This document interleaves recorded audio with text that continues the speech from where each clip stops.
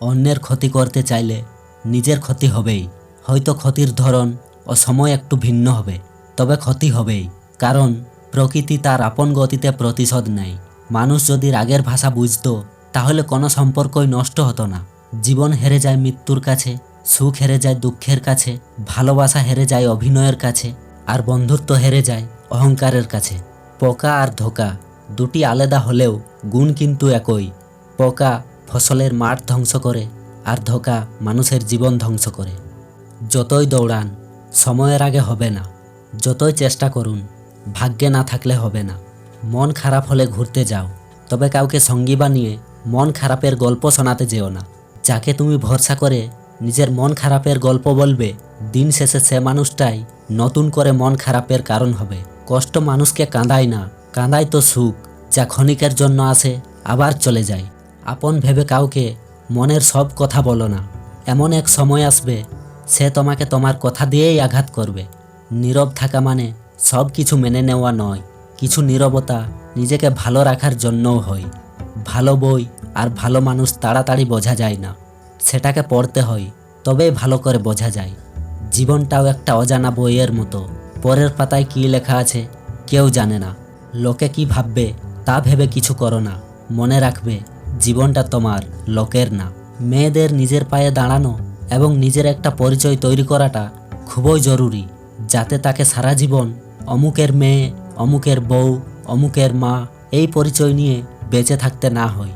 মনে আশা আর চোখে স্বপ্ন নিয়ে বেঁচে থাকার নামই জীবন। সেদিন সত্যিকারের মানুষ হবে, যেদিন অন্যের ভুল ধরার আগে নিজের ভুল ধরতে শিখবে।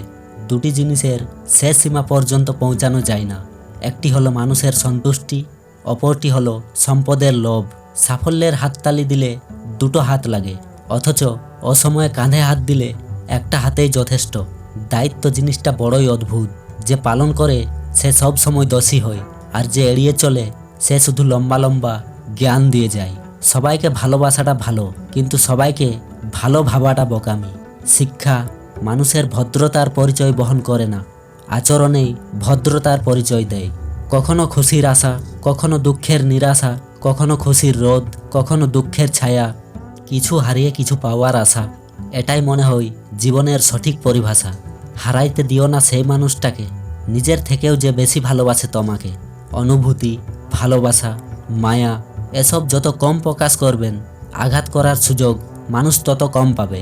পৃথিবীতে অনেক ধরনের অত্যাচার আছে, ভালোবাসার অত্যাচার হচ্ছে সবচেয়ে ভয়ানক অত্যাচার। এ অত্যাচারের বিরুদ্ধে কখনো কিছু বলা যায় না, শুধু সহ্য করে নিতে হয়।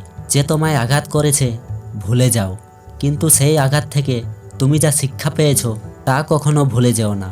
ধাক্কা দিয়ে ফেলে দেওয়ার মতো মানুষের অভাব নেই, কিন্তু পড়ে যাওয়া মানুষের হাতটি ধরে টেনে তোলার মতো মানুষের বড় অভাব। বিনা কারণে যখন দেখবেন আপনার শত্রু বেড়ে গেছে, তাহলে বুঝবেন আপনি একজন সফল মানুষ। ব্যর্থতায় নয়, মানুষ হিংসা করে সফলতায়।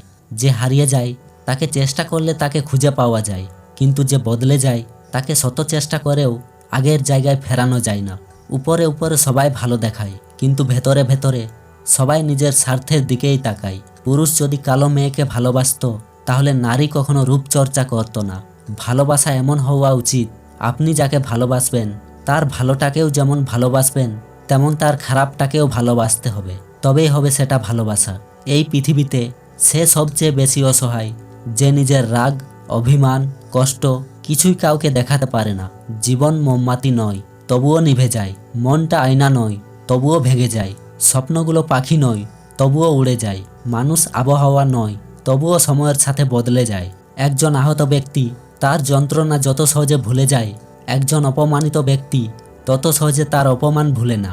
জীবনের সব পছন্দের জিনিস তুমি পেয়ে গেলে শূন্যতা কি তা অনুভব করতে পারবে না। আর শূন্যতা অনুভব করতে না পারলে তুমি কারো মনের দুঃখ ছুঁতে পারবে না।